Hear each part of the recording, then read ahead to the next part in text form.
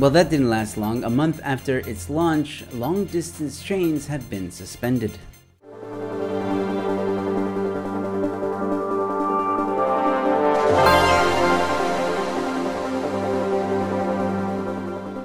Hello ladies and gentlemen, welcome to News in 5. I'm your host Joe Emilio. Thanks for tuning in. South Africa's long-distance train suspended 1 month after launch. Services on the passenger rail agencies Prasa, Shosholoza Meyl have been suspended 1 month after the long-distance train was relaunched following a 2-year hiatus. What did you expect? A Joburg resident recently complained that he attempted to book a compartment on the train for February, but was informed that by Prasa that the service was suspended due to a lack of locomotives and that it would only resume once the locomotives have been replaced. This comes despite the agency announcing in December that it had received additional locomotives from Transnet to address the impact of unreliable old locomotives that disrupt some of its trips on the recently reintroduced Mainline Passenger Services, or MLPS. Railway expert David Williams said that the MLPS was not resumed in full. Rather, there was one train per week running from Joburg to Cape Town and Joburg to Durban, respectively. The answer to the question of whether South Africa has a long-distance train service, it does not, said Williams. In fact, service is a very big word for what they did. What they did was they ran one train per week from Joburg to Cape Town and to Durban, and in both cases, there were big problems along the way.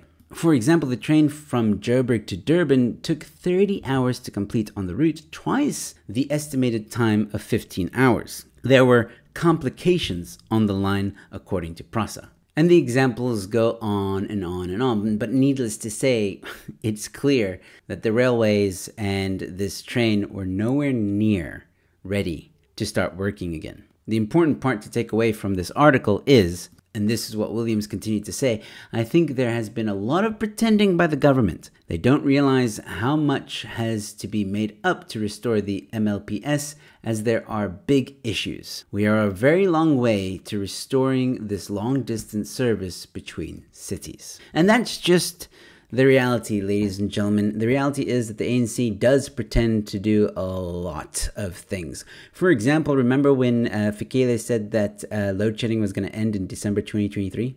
Look at us now, ladies and gentlemen. We're still in load shedding. So the takeaway here is don't believe anything the ANC says. Ladies and gentlemen, it is 2024. It's a big year for South Africa, and I hope a lot of you will go to the polls this year and cast your vote, and hopefully, the ANC will no longer be in power, because I can guarantee you 100%, ladies and gentlemen, the ANC is not going to save anyone anymore.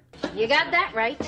It's time we all said Futsek ANC. Now, I know a lot of you are probably going to comment and say, oh, but who do we vote for? That's up to you. You got to do the research and you got to find the party that you think aligns most with your values and give them a shot. What's very clear is that if the ANC remains in power, this country will continue to deteriorate. But as always, let me know your thoughts in the comment section below. Ladies and gentlemen, I'd really like to know your thoughts on this one. If you enjoyed this content, you might enjoy these videos. Don't forget to also like this video, share it far and wide, and subscribe to the channel. I've got more content coming your way.